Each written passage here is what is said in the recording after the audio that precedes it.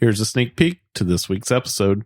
Well, let's talk about what we would not do on the Amalfi Coast. I'm Scott. And I'm Melissa. And we are the Sunshine Travelers. Our passion is travel and sharing our experiences with those who enjoy it as much as we do, or those who want to learn more about travel, or even those who just want to live vicariously through our travel stories. No matter where you fall along that journey, get ready to hear about our firsthand experiences as we visit some of the most interesting and amazing places on Earth. This week, we want to talk about our trip to Pompeii and the Amalfi Coast. We did this on a couple of different day trips from Naples a few years ago and wanted to share with you what we loved, as well as some tips on what we would have done differently. So pack a bag, grab your sunglasses, and let's get started on Italy's Amalfi Coast.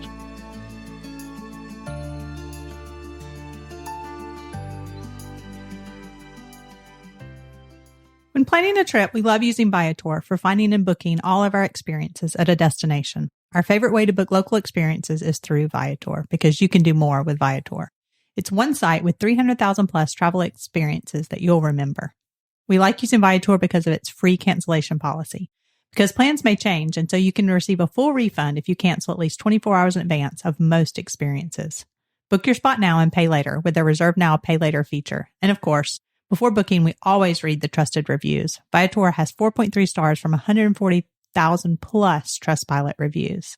Go to sunshinetravelers.com/Viator to explore and book your next local experience. We've been watching all of the Instagram reels flooding in over the last couple of months about the Amalfi Coast, and we're getting a lot of questions and suggestions on a couple of our own posts. The Amalfi Coast is a beautiful group of cities that include Sorrento, Positano, and Amalfi, and many more. You might see pictures that include scenic views, dramatic cliffs, blue waters, and brightly colored houses on the cliffside. We're going to talk about all of that, but we're also going to give you some advice on how to enjoy it best. Maybe some things that they don't show on Instagram. We're going to start with the Amalfi Coast, and then we also want to include a visit to Pompeii on this episode as well. It's very easy to group these two trips together in the same visit, and we're going to tell you how. So, Melissa, let's talk about how we did this trip and, things that we said, like, what did we really enjoy the most about it? So we visited the Amalfi Coast, Naples, and Pompeii on our long summer trip to Europe. And we decided to stay in Naples and make use of some of the loyalty points that we had collected from some of your travels over the years. And so we had taken the train down from Rome and arrived in Naples. And then we had a couple of days before we were going to then fly out of Naples and head on to Greece. And so we really hadn't super planned ahead. I had done some research. We knew that we wanted to go to Pompeii. And then really last minute, we were trying to decide, are we going to do the Amalfi Coast? Are we going to go over to Capri? So we really had not booked anything yet. I remember that Sorrento was really expensive when we had looked at it. I think it was expensive. And then we had these points. We had already booked that and we were on this longer trip. So we were just trying to make the kind of the best use of everything. So I really think it was a matter of that would have been like cash out of pocket versus using hotel points that we had at that time. And so one of the other things though, and I do remember us debating because I think this was about probably almost 2 weeks into our trip. And so, with most hotels and things like that, you have till right a few days before to like change your mind. So we had read in Rick Steves' book about Italy, about the Amalfi Coast, and his recommendation was to stay in Sorrento.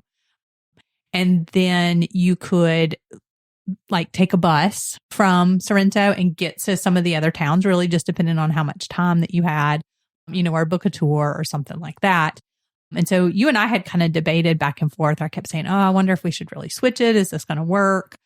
And then in the end, we just decided to kind of keep it how it was, because I do think that then this was like toward the end of June. So I think at the time we were looking, it probably was, pretty expensive. And I think this was before we had really gotten our feet wet in travel planning and stuff like that. And we probably were more focused on you got a couple of free nights at a hotel versus location. And I bet you that just kind of weighed in a little bit heavier. Well, and I think for this too, because we were planning for a 6-week trip, like we knew that we needed to book tours like while we were on the cruise, right? We knew that we had to buy tickets and book tours for Rome. We had to plan, hotels also for Greece. Like there was just a lot. There was a lot of planning compared to, I think if you were just planning a trip to Naples, Amalfi Coast, Capri, like I think if you just had, okay, like this part of the trip is the trip, we would have spent a lot more time planning for that part of it. I think that's probably what played into a part of it for us in this case. I remember looking back at our original spreadsheet where we did all of our tracking and stuff like that. And I don't remember having a lot of planning in Naples about these trips. So in my mind, I go back and think we added these on kind of when we got to Naples and we figured out it was a big city. And really, it was just a big city. There wasn't a whole lot to do in Naples. We branched out and said, oh, okay, look, we can go down to Pompeii, or we could take the day trip down to the Amalfi Coast, or maybe we even asked somebody and they had recommended that. Yeah, I think that was kind of in our back of our mind, but it was just not something that for whatever reason, like we didn't super plan this out, which is a little unusual, I would say, for us. I just remember this whole trip was put together in just a matter of a couple of weeks. Like we didn't plan this out for months ahead of time. Right. And so if you haven't heard that, we have the episode on a summer trip to Europe, and we will link that in the show notes so that you can go back and listen to that. But yeah, and also it was like 6 weeks before, right, when we had to plan this. So there was definitely a lot of moving pieces. So what we ended up doing, so we, like I said, we took the train down from Rome. So we probably got there like lunchtime, a little bit after lunchtime or something like that. But I do remember saying we decided, okay, this is kind of what we want to try to do for the next day. And so we just asked at the hotel, we talked to them, asked the concierge, do you have somebody like this? Is this a possibility? And so they checked around and ended up, calling us and saying, yes, we can find somebody for tomorrow. So as you say that, it makes me think that most likely what happened is on that train from Rome to Naples, you probably got to this section of Rick Steves' book. Yeah, probably so. But besides knowing that, should we have booked Sorrento? And I think I decided because we had that one day that then the bus was just not going to be a good option. Or we would have had to take the train down to Sorrento and then taken a bus or a boat. And then would we be able to get back on time? It was just like a whole thing. And I think that you also, when you take a long trip like this, there's a little bit of, travel fatigue, right? And we had 3 days in Rome, which we're actually going to talk about next week, 2 or 3 days in Rome. And so that could be exhausting. We had a lot of tours, things like that. And so I think it was just like, okay, sometimes when you travel, like you weigh the benefits of the cost versus the convenience, right? So it costs more to have somebody like pick you up at the airport or pick you up at, and take you on the tour. But it's a whole lot easier, right? The people, and they are standing there with the signs and you don't have to worry about, taking the train or doing it. It's just easy, but it's more expensive. And I think this is just what this was going to end up being in our case. One thing that we absolutely don't recommend that you do is to try to drive yourself down the Amalfi Coast. Hire a driver for the day or take a tour. You can get day tours that go down through there. We're going to talk about the buses in just a few minutes, but one of the things that I said is, if you hire a driver and you let the driver drive for you, that gives you some flexibility to, as you go to these great places, you can enjoy a cocktail or some wine or something like that. And you don't have to worry about that. You have someone who's driving you. Yeah. And I remember us saying that too, is a lot of times, well, you like to drive, right? And so if you're driving, I'm seeing everything and taking pictures and stuff like that. You are not getting to see everything. And we knew for the Amalfi Coast, it wouldn't be like, oh, look at this, Scott, look at that, because you were going to have to focus on those roads being, windy and right on the cliffs too. And I don't think we had any idea how windy and how close to the cliffs those roads really were. But we're going to get into that in just a little bit. So I would add, though, that you might be in the situation where you are taking a road trip through Italy, right? So we have some friends who have done this. So let's say, you're not utilizing the trains and stuff like that, and you are driving yourself. So that might be a different story, right? Because you have a car and that's what you're going to do. So like I said, that's different. A word of caution, though, that I would say from our friends' advice, but then I also had somebody post on our post on Instagram when I posted this, is they say, be aware and check with your hotel about the parking situation. So a lot of the hotels on, depending on where they are on the coast, they may not have parking right there. Right. And that was our friend situation. So they had told us, okay, when they got there, they had to just get the bags out, pull over real quick, get the bags out, have one person take them or wait for them. And then they had to go wherever they told them to, park the car, come back. And then it was lots of steps and things like that. And then the person on Instagram was just yeah, just make sure not only do they have parking, what do they charge for parking, stuff like that. So, things to be aware of when you are driving. So if that's the case, then that's, a different story. And you then are going to maybe have more time to see the coast, right? If you're staying there compared to we just had the one day. So it wasn't like you were going to get to see a lot of it. Yeah, we had another set of friends who stayed in the Amalfi and Positano area. And one comment that they made was, if you're going to stay there, be ready for some steps. This place has a lot of steps. Yeah. And so that might be, a good tip to think about with your packing too, right?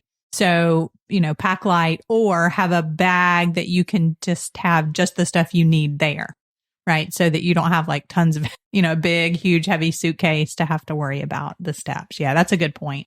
Well, let's talk a little bit about what we did on our trip that day. Yeah. So he picked us up and told us, a lot about, as we were driving, things about the coast. And what I remember enjoying about having somebody drive us was that then he would stop at different overviews and overlooks, and he would know the best ones. And then he would know the ones that he could also, it was easy for him to get out and then take our picture. I remember sometimes he would just have to wait with the car, and then sometimes he could leave the car for a second. So he would stop at different overlooks and different little roadside stands where they had the big, huge, they're probably called something different, but I would just say the big, huge lemons, right? They would put the sunglasses on, just kind of like roadside stands, little farmer's market type things that he would stop us at. Yeah. And several times we're pretty certain that he knew the people, whether it's because he takes people there all the time or, if he has some kind of relationship with them and that's why he takes people there. But, that was good because they gave us a few samples every once in a while.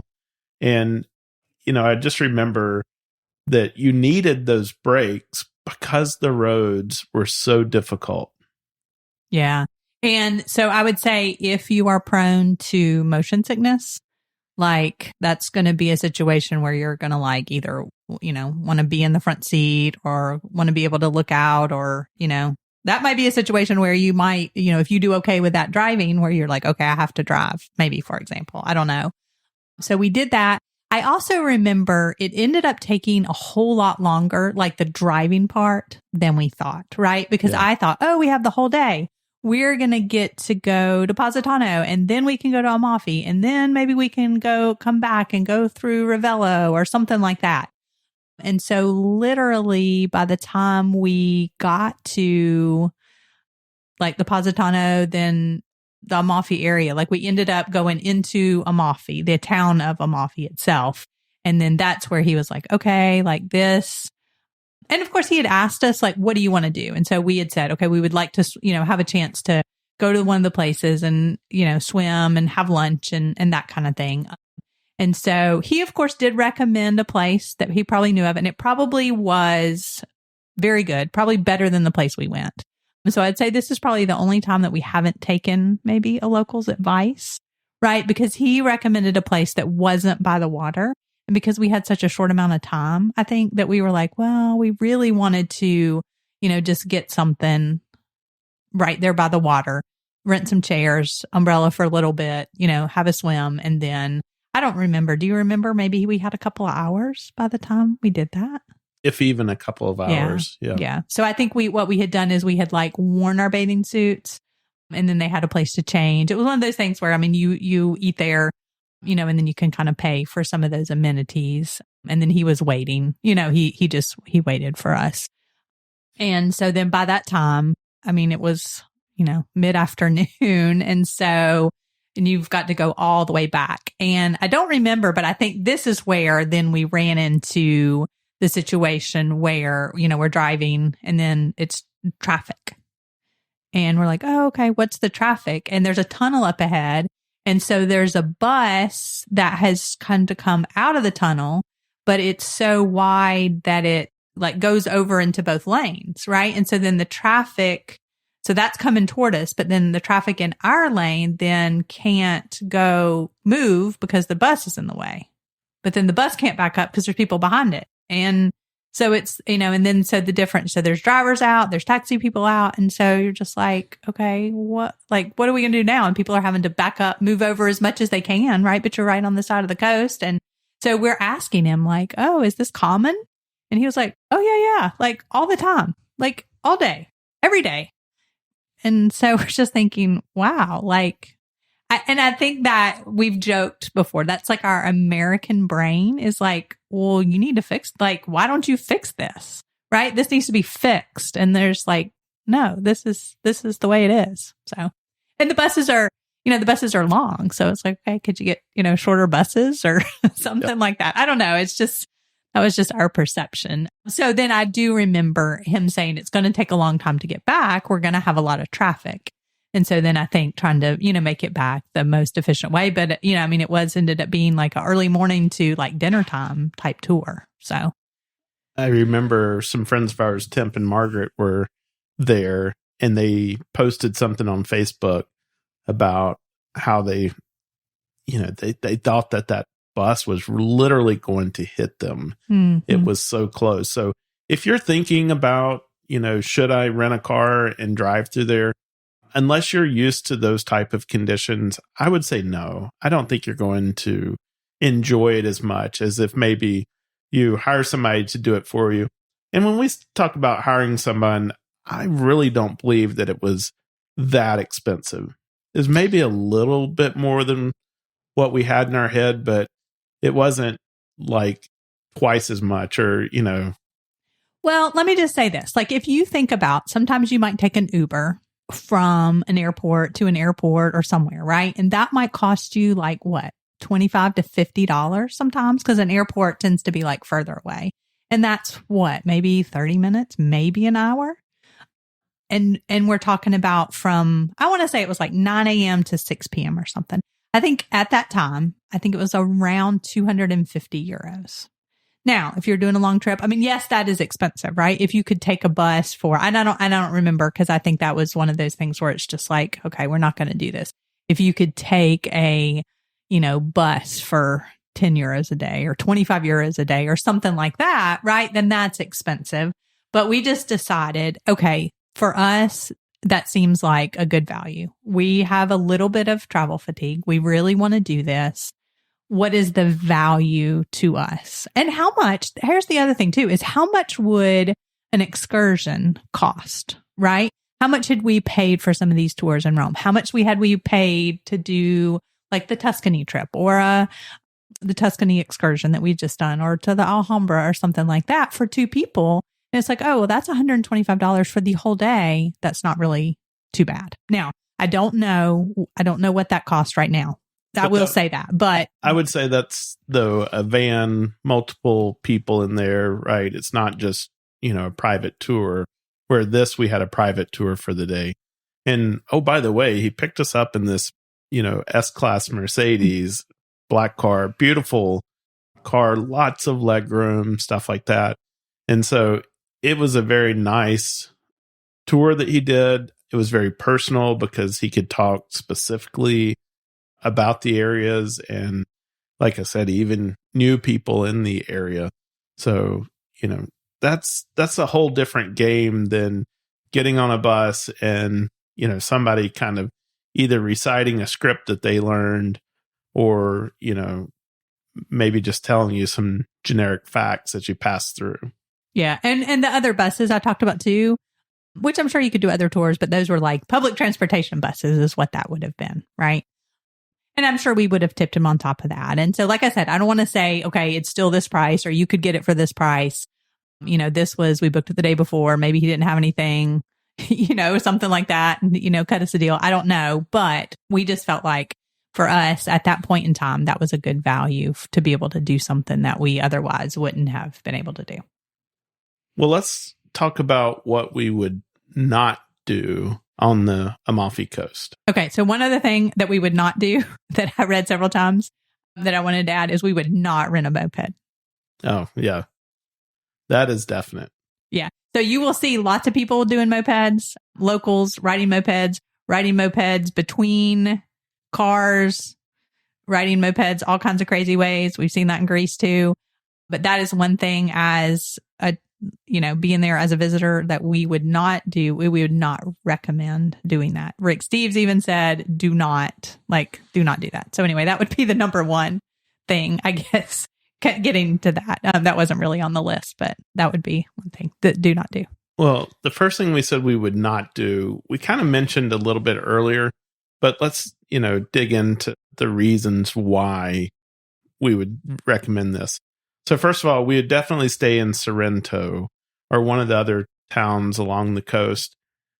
Rick Steves, like you said, he had recommended that you do this, and he was right. So, when you have someone like that who makes a recommendation, just as we're giving you right now from firsthand experience, take that into consideration and probably choose to follow that. Yeah. Now, and I wouldn't just necessarily say that has to be the place you stay. And I think what he was talking about specifically in that book is that if you are going to try to then go see several places from there, that would be a good kind of home base, right? So you could stay in Sorrento because you can take the train from Naples down to Sorrento.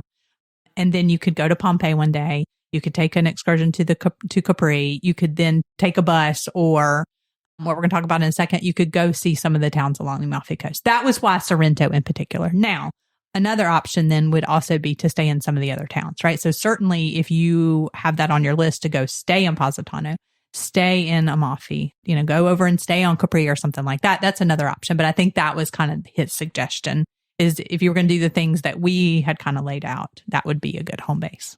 And also, like we said, Naples was just kind of a bustling city. Unlike when you get on the shore and, it's almost, we say, once you cross the bridge heading over to Amelia Island, now you're on island time.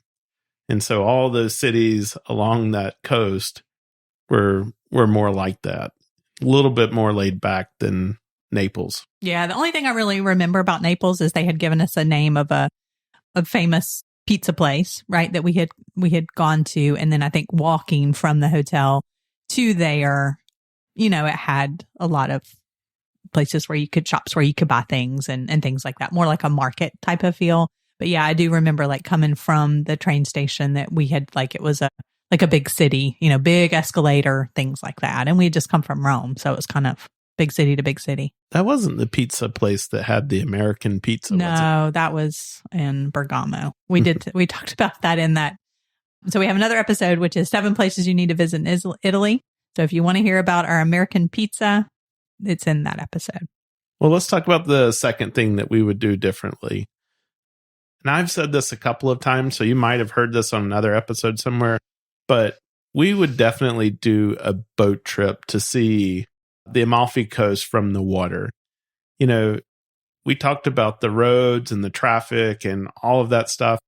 And really what you want to see is you want to see those dramatic cliffs and those dramatic cities and buildings and stuff like that are built on the side of the cliffs with the breathtaking, colorful buildings and houses. And, this is what you are really looking for.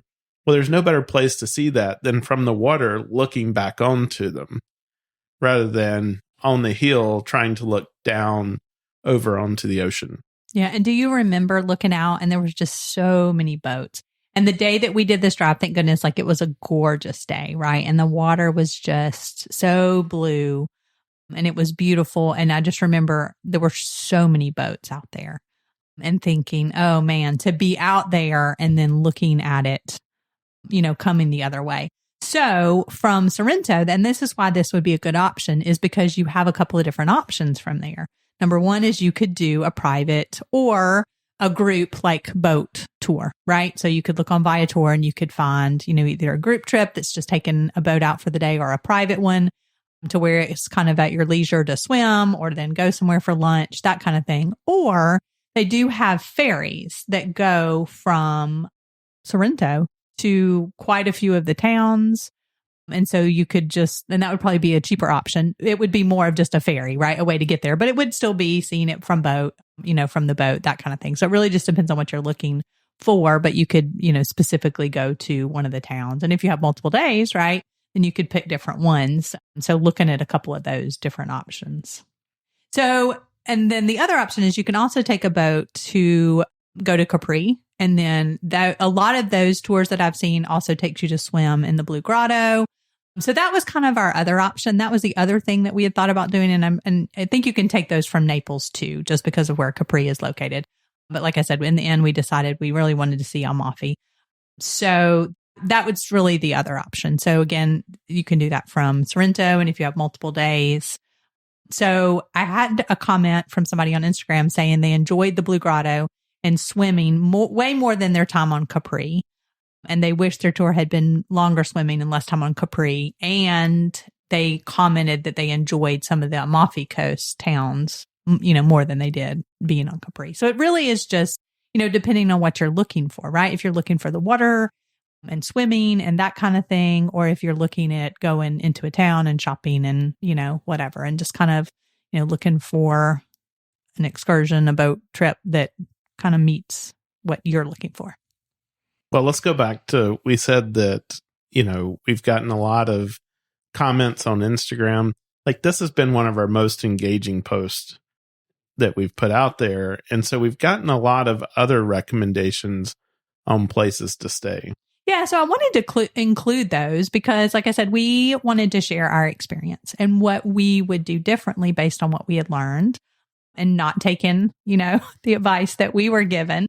And so a lot of people have said, oh, we stayed here and this is what we'd recommend. So I just wanted to kind of name off a few of those places to put them on your radar because, the popular ones are, of course, Positano, going to Capri, maybe Ravello you've heard of. It's not necessarily right there on the water. It's a little bit further up into, I guess, the cliff sides, a little bit further back. But several people said that was their favorite town to go to. But then also Anna Capri.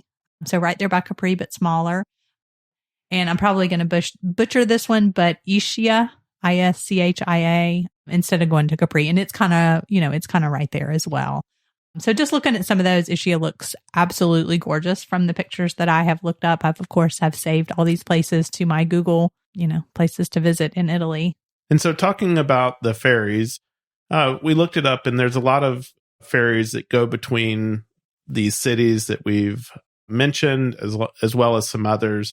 And all of those can be caught in Sorrento from the Marina Piccola port. And so, we're saying we recommend to you that you might want to look at Sorrento and staying there. And you can catch these ferries from that port. You can buy all of your tickets ahead of time, and the schedules are determined by the time of year. Yeah, so I definitely would recommend that you check on that, right? Because in the more popular seasons, they're probably going to run more often. And in the low seasons, not necessarily as much, and maybe not every day. So definitely plan your trip accordingly. And then tickets are usually cheaper ahead of time. So that's why we would recommend that. So let's recap. Our recommendations are stay in Sorrento, stay in some of the other towns if you have time to as well, book a boat trip, and that's exactly what we're going to be doing next time. Sounds good. So the other part of the trip is we took a day trip down to Pompeii. And so let's talk a little bit about Pompeii. We had taken a train down from Naples to Pompeii, and I remember it being really sunny and really hot that day. Yeah, and so this was more of like a local train, right? So if you were coming from Rome, then you would be going to another station to then take this train. So this is the train then that went kind of by Pompeii. You could get off. It was the train that actually goes down to Sorrento. So kind of like a local service. It was very hot that day. I do remember that by the time we got to the train station, it was like that the train that we needed had actually just left. And so I do remember we were going to have, a little bit of a wait. And so going to the little stand that was in the train station and getting an espresso. And I don't remember this being, let's just say, the cleanest train station ever.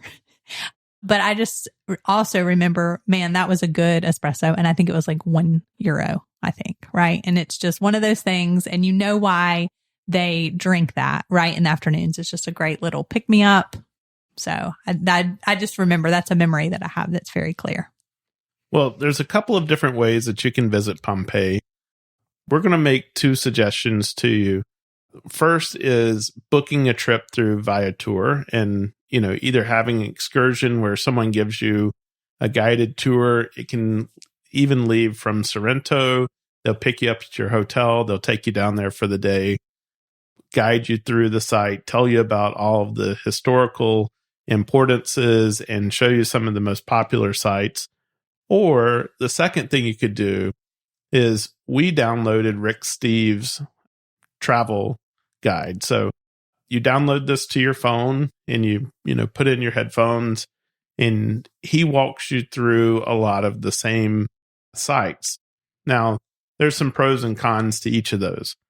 I will say that for the Rick Steves one, it was well done.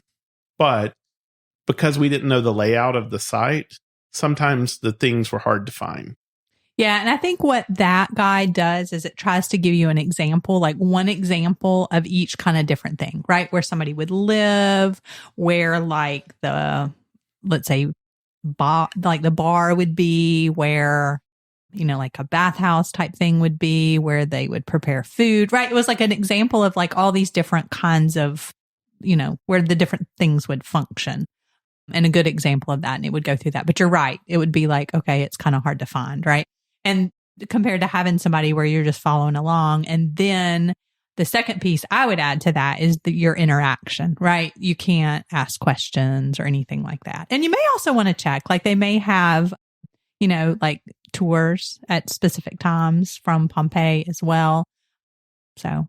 Yeah, I just remember that when we walked up, it was like a guy in a shack right there by the entrance. It's just a little building or whatever with a window. And we paid our entrance fee and he let us into the site. Yeah.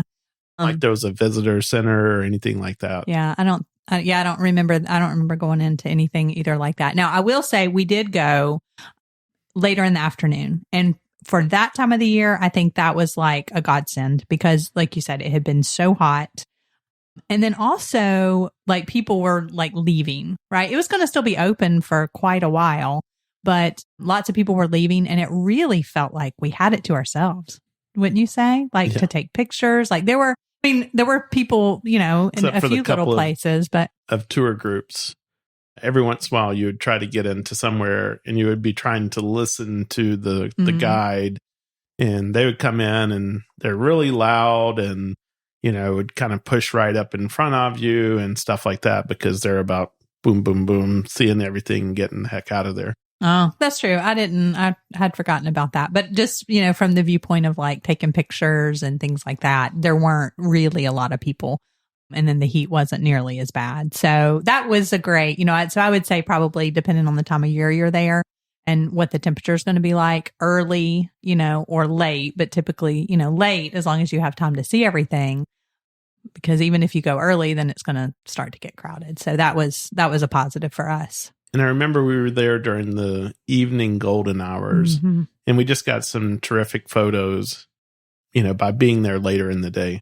Yeah. And so anytime you are somewhere where things are stone, right, it just has such a beautiful light, as the sun is starting to set, and just great for, pictures and stuff like that as well. And so then the other thing that I wanted to share is if you're taking that train, I remember, a lot of times you look at the train schedules and stuff like that on your phone now using Apple Maps or Google Maps or whatever. And so it was like, take this particular train, back at this particular time. And this one came and it was like early. And so we were like, oh, is this the train? Should we get on? That kind of thing. And we didn't get on, we were like, oh no, that's not ours. We'll just wait for the next one. And then we were like, oh, well, that was dumb because like there's only one line. And so all the trains would have had to been going in that direction, would have been going, you know, if not all the way to Naples, then back to Naples. And I think we had to wait like another 30 minutes. So I don't, you know, just in case you end up in that situation.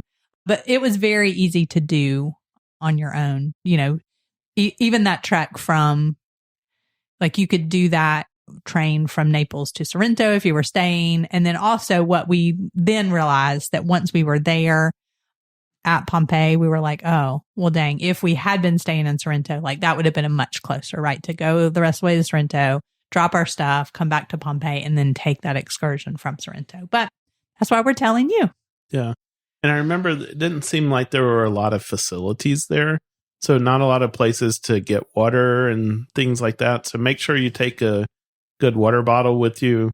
I just remember sitting on that track, and after we had missed that one, I felt like I was just going to dehydrate right there and just shrivel up because it was really hot. Yeah. And I think because it was later, like maybe they would have had concessions or something like that earlier, but everything was kind of closed. Yeah. One other tip that we received was do not go in August. I think August tends to be like their most crowded, just that whole area crowded, and definitely hot. Crowded because that's when a lot of Europeans take vacation. So let's talk a little bit about a packing list.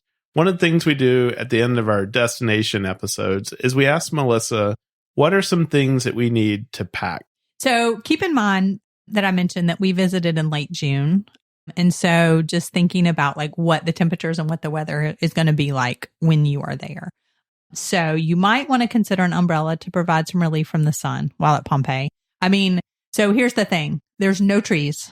Like I think there were some like toward the entrance, but like once you get into the archaeological site, like, I mean, you could go into, you know, as you go in some of the buildings and stuff like that, but then going from place to place, like it is hot. So a hat or an umbrella or something like that to just give you some shade. And like Scott mentioned, you know, and having refillable water bottles and stuff like that. So, and of course, dressing in layers. So if like sun protection too is important to you, you could do that. So I would say definitely lightweight layers, comfortable shoes for sure. So again, like a lot of places that you're going to visit when you are in Italy, like stone.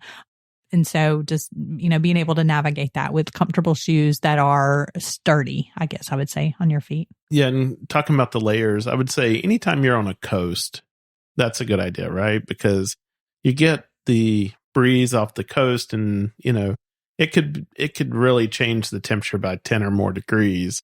And then as you move inward and you no longer get that breeze coming off the coast, it gets a lot harder. So layers is always a good idea. Yeah. So, and then of course, sunscreen, bathing suit, like I mentioned, hat, sunglasses. And then for the day that we did to like go to Amalfi Coast, or if you're doing a boat trip or something like that, have some kind of bag that you can take with you. So I usually have some kind of packable, foldable bag then that can be, you know, you can put some, you know, towels in it, extra clothes, that kind of thing. If you're doing a trip like that, which would be great for the boat, which is great for the, you know, for like beach days and things. You know, one thing that I think I would add to this is anywhere in Europe that you go to, take a little shopping bag, something soft that you can just kind of fold up or wad up and, you know, stuff it in a purse or whatever, because it is not normal for them to give you a bag. And if you do, like, then you would pay for it as well. But yeah, that's just handy. Like, then that way, if you wanted to grab some stuff to, you know, have at the hotel to eat, or grab some stuff to take with you, you know, for the day for snacks souvenirs. Or just, souvenirs or anything like that. But yeah, that is a good point.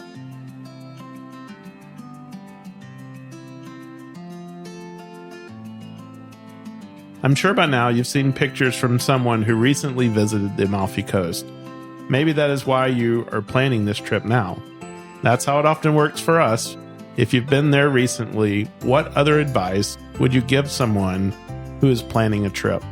Send me an email, scott@sunshinetravelers.com, and let me know what else we should include in any blog post or social media as advice. You're looking at booking reservations for your next trip. We recommend booking.com. Choose from over 1 million properties worldwide, from cozy country homes to sleek city apartments. Find the best deals with their price match promise. Enjoy great stays at lower cost. And because flexibility matters, book with confidence, knowing you can cancel with ease. And make informed choices with millions of reviews from fellow travelers. Start your adventure now. Visit sunshinetravelers.com/booking to book your perfect stay. Using our affiliate links to book your experiences and travel helps support our podcast and allows us to continue to provide new content each week. Please consider using this link when booking your next travel. There is no extra cost to you, and we are compensated through the affiliate. We hope you enjoyed this episode and found some inspiration to help you with your travel journeys. If you could take a moment to leave us a review on your favorite podcast platform, it would be greatly appreciated. Your 5-star reviews help us get discovered by others and possibly featured on your favorite platform. Don't forget, follow or subscribe to our podcast to get notified of new episodes as they are released. You can also find us on Instagram as Sunshine Travelers Podcast. Remember, that is travelers with 1 L.